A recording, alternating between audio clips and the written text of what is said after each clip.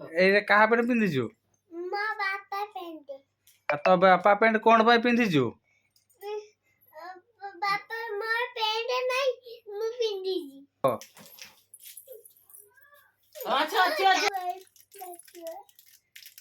ନାଇଁ ମାରିବନି। ପ୍ୟାଣ୍ଟ ପିନ୍ଧିଛୁ? ହଁ। ଆଉ ତୋ ବାପା ତୁ ସ୍କୁଲ ଯାଉଛୁ? ବାପା ତ ସ୍କୁଲ ଯାଉନାହାନ୍ତି ମୁଁ ସ୍କୁଲ ଯାଉଛି। ଆଉ ତୁ ଏଇ ପ୍ୟାଣ୍ଟ କ'ଣ ପିନ୍ଧିକି ସ୍କୁଲ ଯାଉଛୁ? ନା ମୁଁ ସ୍କୁଲ ପ୍ୟାଣ୍ଟ ପିନ୍ଧି ଯାଉଛି। ଆଉ ଏଇ ପ୍ୟାଣ୍ଟଟା କିଏ ପିନ୍ଧେ? ଏଇଟା ବାପା ଦୋକାନ ଗଲା ବେଳେ ମୁଁ ଏଇଟା ସ୍କୁଲରୁ ଆସିକି ପିନ୍ଧି ଦଉଛି। ଆଉ ତାପରେ ତ ବାପା ଦୋକାନରୁ ଆସିଲା ପରେ?